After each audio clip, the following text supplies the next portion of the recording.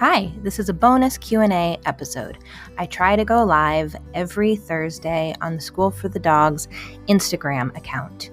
If you would like to be alerted when I'm going to go live, or if you'd like to answer a question in advance, go to schoolforthedogs.com/Q&A. Thanks for being here. Hi. Thanks for those of you who came to my little Instagram live demo just now with adorable little Poppy. Hope that was helpful. I did have a couple questions that came in that I wanted to answer. As always, I try and go live every Thursday at 3 p.m. Eastern.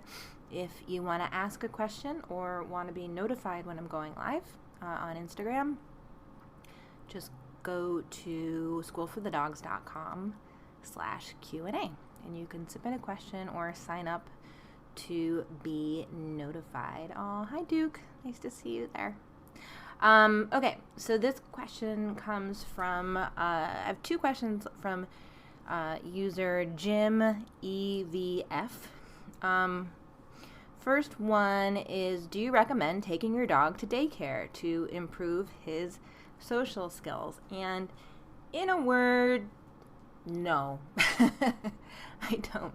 I'm all for improving dog social skills, but I don't think daycare is the best place to for a dog to work on being social. I think you want to try and give your dog opportunities to have good social interactions with other dogs while you are around, or at the very least while someone is paying close attention to your dog. Now, perhaps there are some daycares where they are doing a great job of paying close attention to every dog, but in general, my experience with dog daycares is they're a little bit more like they're too much like dog parking lots, and it's not it's just, I don't think, the best setup for dogs to really learn to interact with other dogs. What's more, your dog might have bad experiences there and you're not going to necessarily know about them. Years ago, we had a kind of heartbreaking situation where a client of ours put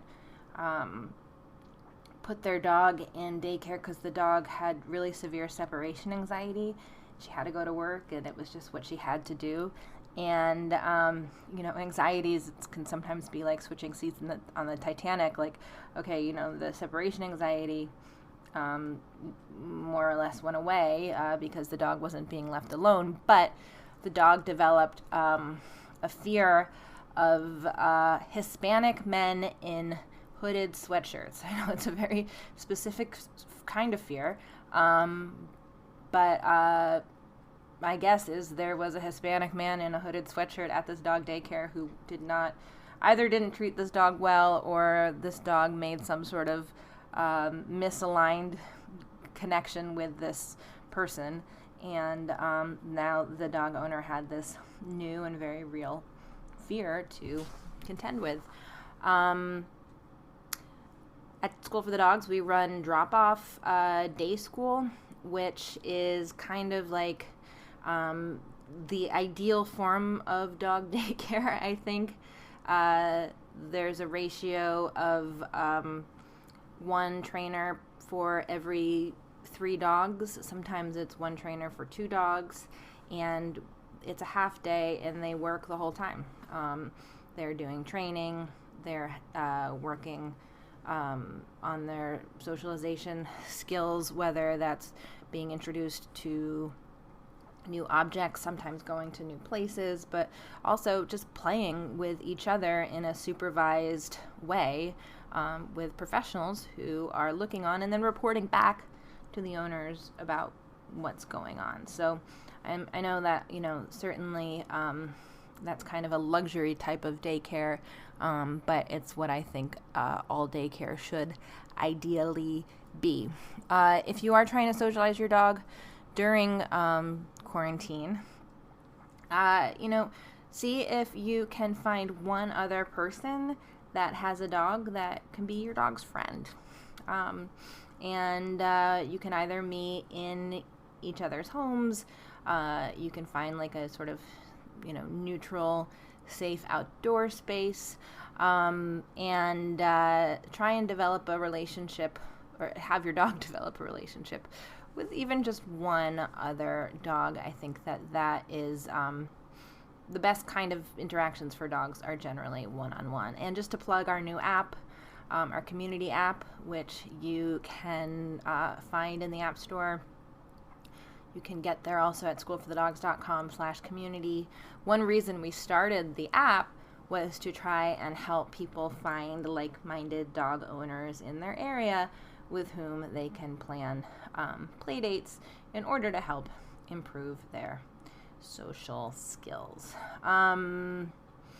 Jim EVF also says or asks, how do you deal with a dog who has trust issues? How do you introduce them to new people and to other dogs? Well, we talked a little bit just now about introducing them to dogs in general, and the more good dog-dog interactions your dog has, the better your dog is going to get at being around other dogs in general. Same thing with people. And I think that if you are there, if you're part of the interaction, and your dog has good feelings and associations about you, that's only going to help your dog feel better in those new situations, because you're going to sort of become, actually, I think I used this analogy in the Q&A last week, but I always think about it as like you are like a tea bag of goodness, and like the water that you're in with your dog is going to be infused with all things you.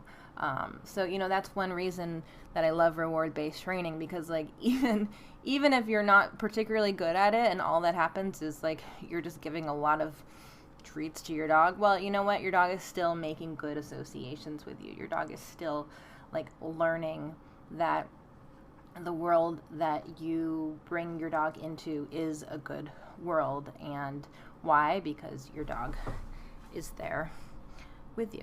All right, a couple more questions. Coley _77, COLEYY _77 says, do you have classes to become a trainer? Very good question. We are actually almost ready to launch our new professional course.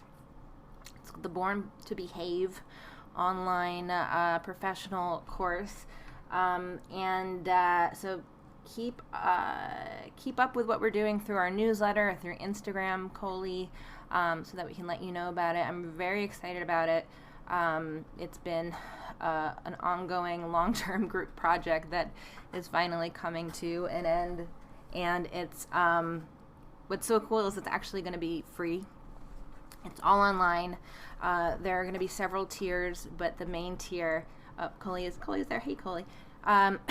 The first tier, which is going to be free, is going to be totally online. And then there's going to be, I believe, 2 tiers above that have like more kind of one-on-one or group interactions. And then we're going to be pulling from graduates of the program to come do our full apprenticeship. We've been running an apprenticeship program for usually like 2 trainers at a time for 3 or 4 years at School for the Dogs. A lot of our current trainers are actually graduates of our apprenticeship. It's been a really wonderful program, frankly, for us, because it's how we've gotten a lot of our trainers. And we wanted to figure out a way that we could bring the apprenticeship to people who might not be in New York. And because a lot of it was online anyway, we decided to put as much of it online as possible and sort of create this tiered system where the final tier will be working hands-on with us and our trainers at the studio. Unfortunately, right now it's a little hard to have apprentices be hands-on at our studio. only because we're trying to keep things so small because of COVID. We're limiting how many people and how many dogs we can have in our studio at a time at the school. But I'm hoping by the time we have some graduates of the online program, it will be easier. So definitely keep in touch, Coley. If you have other questions about it, you can feel free to email me. My email is annie@schoolforthedogs.com. A couple more questions. Let's see if I can get to them all. Claire.and.Loki says, after 2 years of willing crate training, my dog refuses to go in, and when I want her to. Why? Well, I don't know why. Could be any reason. Sounds like something happened to change your dog's feelings about the crate. I would say start from scratch. Maybe even try getting a new crate to try and acclimate her to a new kind of enclosure. As you might know, I'm a huge fan of the Revel crate, which is from Diggs. We have it in our online store, or you can go to schoolforthedogs.com/Diggs, Diggs. It opens up on 3 different sides, which makes it like a really kind of nice, airy enclosure for a dog.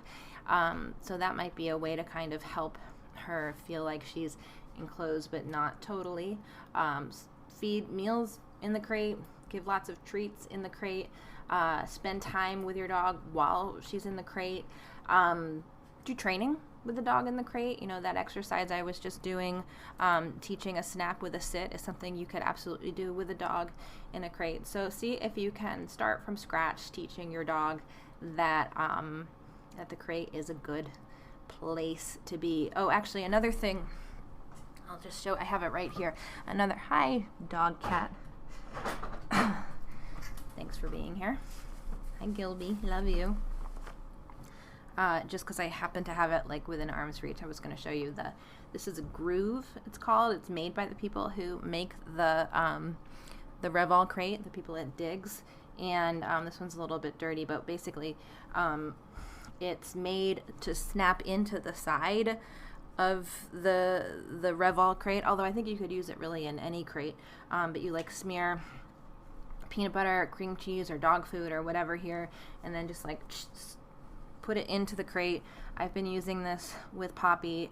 She loves it. And she'll go into the crate on her own. So I suggest try making the crate like a happy, nice place to be before you start leaving your dog alone in the crate. I can't read your dog's mind. I don't know why it happened, but just, as with anything in training, you can always start from the beginning. You can always start from scratch. Karen Pryor calls it going back to kindergarten. The Lilybug _ says, how can I stop/decrease my dog from wanting to say hi to every dog that she sees? Well, two main answers to this. And again, when I answer these kinds of questions in this way, I'm not getting a lot of information. It's like improv Q&A, improv answers, but I'm doing my best, hoping I'm giving you a little bit of something helpful. 2 things. 1, try and create a new association with dogs approaching on the street. I'm assuming this is happening when you're on the street, so that when you see a dog coming, make sure that Lily, I'm assuming your dog's name is Lily, gets something delicious. And you can give that delicious thing in the other direction from the dog, so that you're both creating an association, dog equals delicious thing, and you're kind of like getting your dog to go away from the stimulus that you're trying to distract her from. And you're creating the habit of like, oh, I see another dog, that means I get peanut butter behind mom's leg, or whatever. The other thing is you want to make sure your dog is getting a lot of really good off-leash interactions with other dogs, like we were talking about, different ways to socialize your dog. Make sure that it's not like, make sure that her social opportunities aren't just happening when she's on leash and you're walking down the street and you see another dog. Because, if the only time of day your dog sees another dog is when they're out on the street on leash, then obviously every other dog is going to become more exciting. But, I've had clients, for instance, who come to our day school program or our schoolyard programs where they're seeing their, like, dog friends over and over and over, and they say, my dog is just not as interested on the street anymore, and interested in other dogs on the street anymore. And the way I think of it, it's like, because like your dog already has friends, right? You're like, if you never saw people except for the people that you saw out on the street, you'd probably be like awkward and excited, or maybe scared, or you'd have like weird feelings probably about the people you see on the street. But because like you have friends that you interact with, the people out on the street are not as like, you're not as desperate for those like social interactions. All right, I think I have one more question here. So many questions today. Love it. Thank you for all these wonderful questions. If Wally A. Doodle asks, if you're training a puppy to pee or poop outside an apartment, should you still have wee-wee pads? I think if you only want your dog to pee and poop outside and you never want your dog again to go inside, then you probably shouldn't have wee-wee pads. The longer the amount of time that your dog spends getting used to peeing on soft, square things on the ground, the better your dog is going to be getting at peeing on soft, square things on the ground inside. And then you have a dog who like is peeing on every bath mat that they see, because they've built that habit over a long period of time. The exception being if you have a dog who really is very young and can't hold their pee long enough for you to be able to hold it for when you're going to be taking the dog out. But if your goal is to teach the dog to only go outside, then you really need to be getting your dog out a lot, giving your dog lots of opportunities to go in the right place. That said, I think it's totally fine to teach a dog to go both inside and outside, even for the long run. If you have a smaller dog, maybe not such a great idea if you have like a German Shepherd or a Great Dane. But you can teach a dog that peeing and pooping in one specific area inside is okay. You can also teach a dog that peeing and pooping on a wee-wee pad when it's down is okay, but you shouldn't go on it when it's not down. And, the short answer of how to do that is to bring them to the places you want them to go inside as if you were taking them on a walk, at regular intervals. You can even walk them there on a leash if you want. Give them a chance to go. When they do go, praise, give treats. But it certainly is possible to have a dog that can go both inside and outside. And, especially if you're going to be traveling a lot with a dog, it can be really useful to have a dog that knows, when there's a wee-wee pad down, that means I need to go there. It's just a cue. It's a cue like anything else. Being outside can become a cue for your dog to pee and poop. Being on grass outside can be a cue for your dog to pee and poop. Seeing a wee-wee pad can become a cue for your dog to pee and poop. All right. Thank you for joining me, you guys. I will try and be back here next week. Again, if you have a question that you'd like to send me in advance, or if you would just like to be notified when I'm going to be going live, go to schoolforthedogs.com/Q&A. Bye.